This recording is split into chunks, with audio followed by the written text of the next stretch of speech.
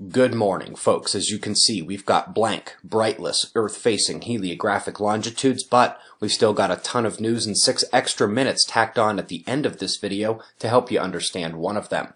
Let's get started at spaceweathernews.com and find the last 24 hours on our star. Without sunspots facing Earth, the solar flaring is flatlined here in the X-ray spectrum. The filaments have also managed to remain stable except for, once again, the departing limb, where the filaments are jumping, and that's as a large one begins to enter the Earth-facing disk top left. The southern coronal hole is departing now, having its solar wind impact Earth about 24 hours later than expected. The rise in purple, plasma speed, hasn't even hit 400 kilometers per second yet. That is a weak stream, and we'll wait for some intensification today, and we'll already look ahead to the next one coming in on the north. That's ahead of the plasma filament you saw in the red 304 angstrom view. Top stories begin at Greenland, where new data probing beneath the surface is allowing far greater ability to map the region. They have indeed applied these methods to almost the entire nation. For website members who remember our volcano discussion, it turns out we did not describe how bad it could be. Apparently, the changes we're seeing in the oceans will make it more difficult for them to mitigate the effects of large volcanic eruptions, which means the cooling effect will be greatly amplified. Speaking of which, earthquakes continue to signal magma movement into the eruption chambers of Icelandic volcanoes. If you want to know what a scared tourism industry sounds like, read the description of the alert on RSOE. 5 to go, don't fall asleep yet. In case you weren't sure how complicated cosmic ray cloud forcing is, you can read this paper, or you can try. This is one of the more difficult analyses of the science. An incredible paper is linked as well describing major problems in standard physics and how the quantum field theory can solve them all. It's also fun to watch recounts of historic geniuses rip apart things scientists believe today. NASA has analyzed atmospheric rivers and found them to be responsible for 22% of the water flowing across the surface land.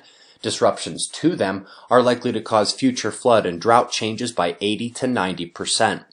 We had a terrific article out describing how supernova likely didn't cause mass extinctions in the past and how the photobiological effects would be minimalized anywhere beyond 50 parsecs. Not sure if this accounts for magnetic field changes of Earth, however. Top story is about the eruptive mechanism of solar flares. They are describing how magnetic energy fails to spread out in equilibrium, but instead remains focused on the eruptive region until destabilization, release, and explosion. They call the results of their study surprising and unexpected, but I would argue that they might be perfectly logical. At the end of this video, after the wind maps and shots of our star to close, we've tacked on the 6-minute first deeper look episode ever on magnetic helicity and the Earth-spot connection. Stick around. We greatly appreciate your support. We've got those wind maps, shots of our star to close, and that first deeper look episode ever. We'll do this all again tomorrow, right here, but right now it's 5:15 a.m. in the new Valley of the Sun. Eyes open, no fear. Be safe, everyone.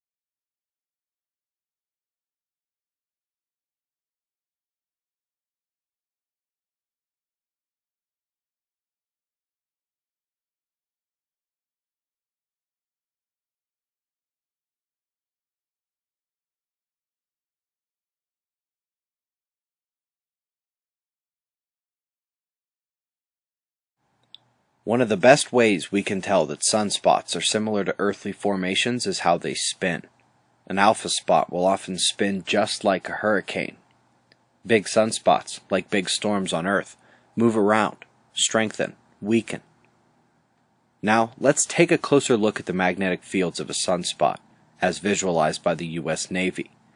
In addition to seeing how oppositely polarized sunspots are connected magnetically, there is rotation of the fields, just like we see rotation around the pressure cells of Earth, although this honestly looks more like a tightly wound tropical storm.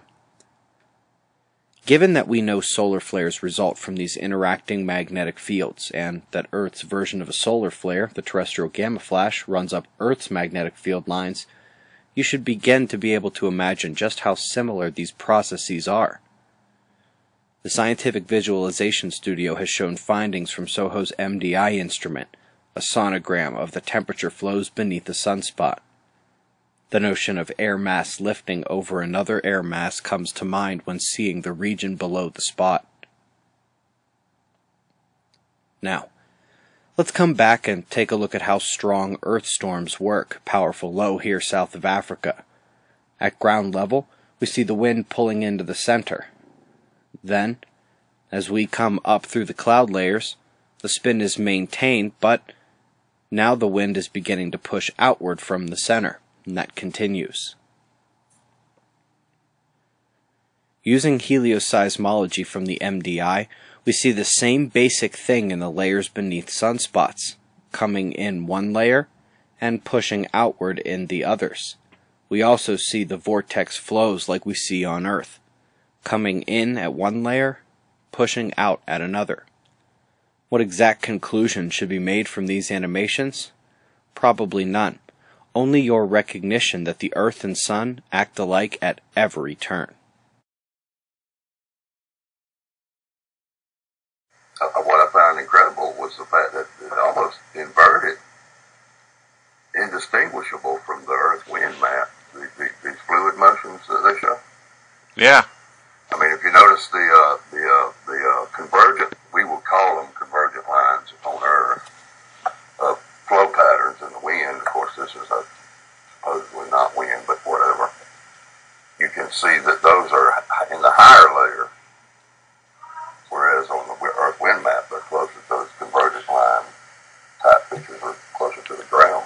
Oh, absolutely. I noticed that as well. I also noticed that with those flows, those convergent lines are even there. I mean, identical. Well, yeah. The interesting thing is the ones you're talking about take place below the surface.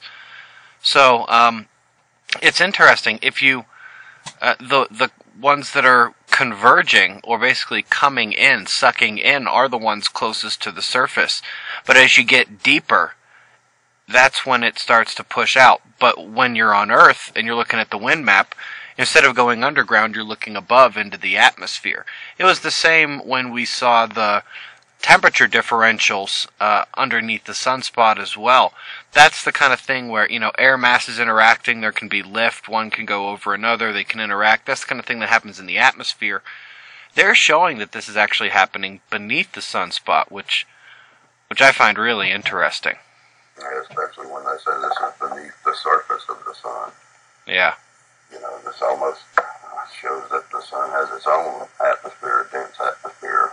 Billy, in your magnetohydrodynamics experiments, does that same thing happen? I mean, we can see that, the different sides of the electricity are making them spin opposite directions. The one that is, I wonder if we could tell whether the one that looks like it's churning inward at the surface is actually pushing outward down at the base of the probe, and at the one where it looks like it's pushing out from the top of it is actually sucking in down at the bottom. Mm-hmm. So that's very interesting. The magnetodynamic test I did show that. I did one in water with some corrosion from a plate. The corrosion was in the water, and then I did one with the fluorescent ink in the water. And yeah, it's definitely the cones themselves don't appear to be inverted, but the flow pattern in the cones are definitely